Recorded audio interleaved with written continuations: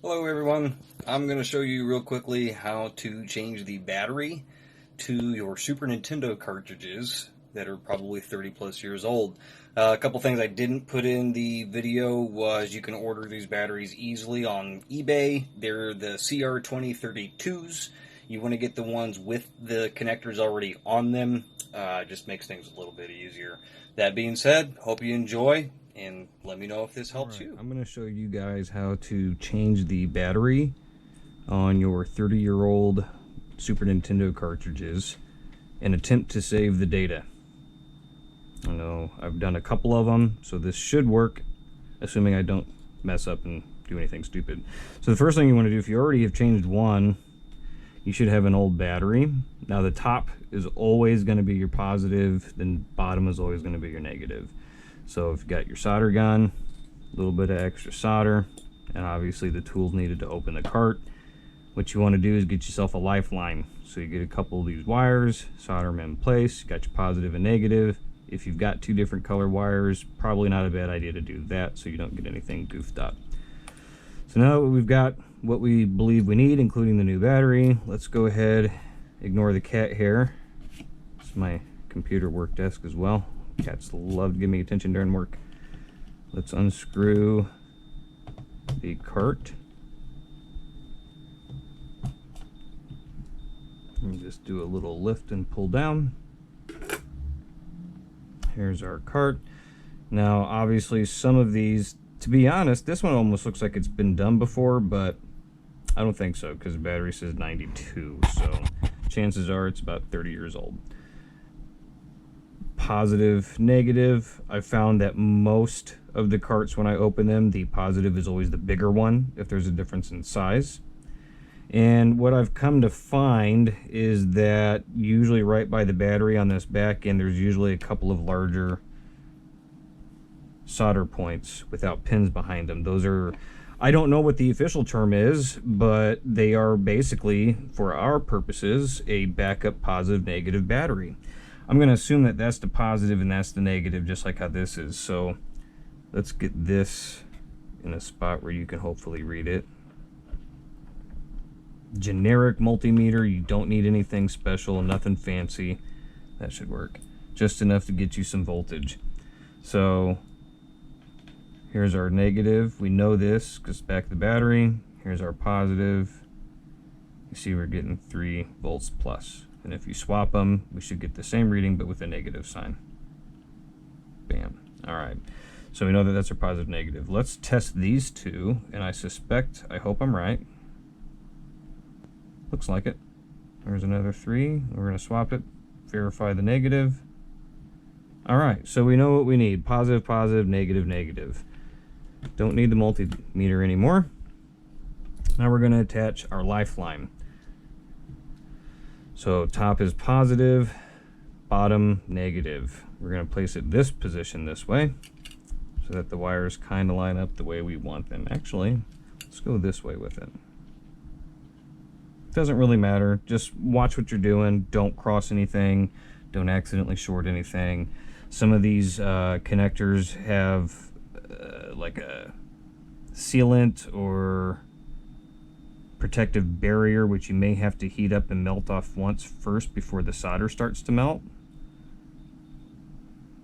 And my solder gun sucks, so if you have a good solder gun, this whole process will go a lot easier for you. Alright, so there's one.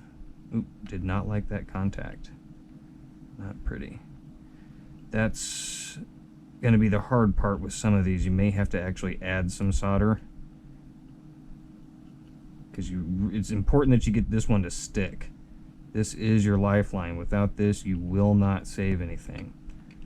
Alright, I'm confident in that one. There's our positive connector. Always double check, make sure before you touch anything. It's like jumping a car battery. If you swap these, you're going to get a, well, you may not get as much of a show with 3 volts, but it's not going to be good for the game. I'm going to heat this one up.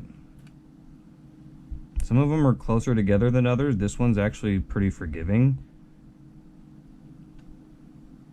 One of the Donkey Kong Country games I just did was not so forgiving, but I did manage to successfully transplant, so. Oop. You can see how sloppy I'm getting. If you have a better setup than me, this is only going to be easier.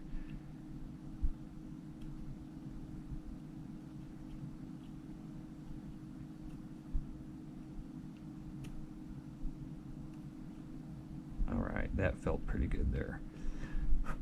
Alright, so there's our positive negative. Our lifeline is in place. Now, as long as we don't drop it, break it, whatever, get it out of the way, do whatever you got to do, just leave that where it's at. Now, I've found this easiest to place your board up. At least get one good finger on there to hold it. Get your other two, thumb and pointer finger, to get ready to pull on the battery, because now we're going to heat up this solder here. And as soon as it starts to get all melted, you're going to slowly pull on the battery. Now you got to keep contact with this, because again, my gun sucks. If you have a good one, this is easier, but once you start to get that to melt, I can feel it getting hot already. I'm just not getting a good melt. There we go. Pull it out. Ooh, got stuck at the very end. That's okay. I'm gonna let that cool off a second, and one more time. There's the one. Okay. So now, all we got left is our positive. Find a spot that's comfy for you. This is going to be tricky sometimes. I'm just going to kind of go do the same method, but I'm going to grab it with a different finger. So heat this one up and pull it out. There we go. All right. Old battery gone. Let's get this new battery in place. Now, since these don't necessarily have the exact same distance as the holes on the board, I just like to kind of...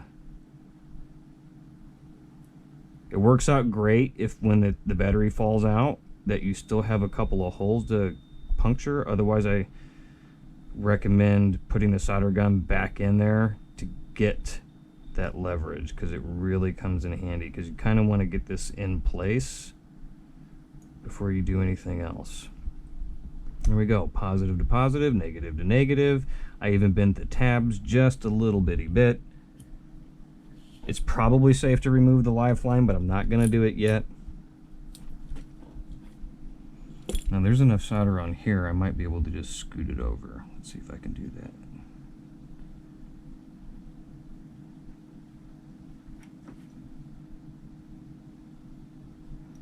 Well, I say that, and then it doesn't like me. All right, there we go. There we go.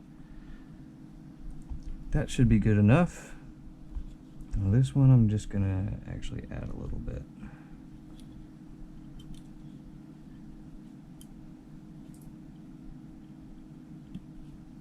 Ooh. Don't know where all that solder went. That's all right. So if you got a good solder gun, this job will be a lot easier.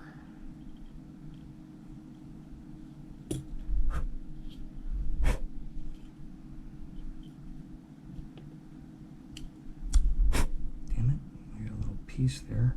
There we go, get off there, get off the board.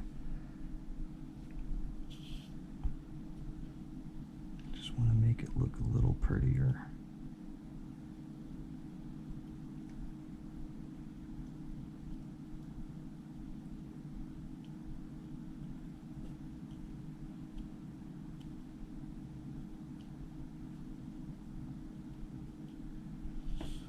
That looks a little better. One more pass. There we go.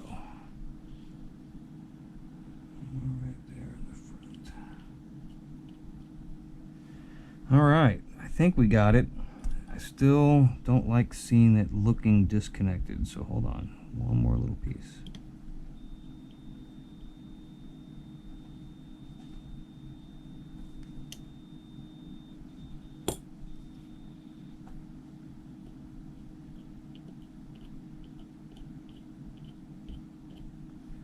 Okay, that is definitely connected now. So battery is on. Gonna get rid of our lifeline here. So when you pull the positive away, Just make sure you don't accidentally touch anything else. Boom. Positive gone. And negative gone. Alright. So, it looks a little ugly. If you take your time, you can make it look prettier. If you're worried about the ugliness of the board from melting the protective layer, use a little rubbing alcohol toothbrush. It'll clean that right up. For my purpose, I'm not too concerned. Alright, so we've got it replaced. Let's get this put back on. And if all is successful, again, I don't even recall the save games on here. I just know that there were some. None of them are mine. Thanks, eBay. Alright, let's come over to our retro corner. Pop open the other one.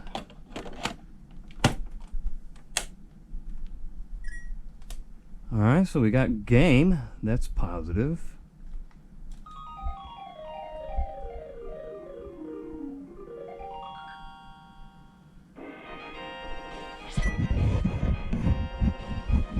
Alright, cross fingers. Look at that. It worked. And that is how you change the battery on a Super Nintendo game and save your data.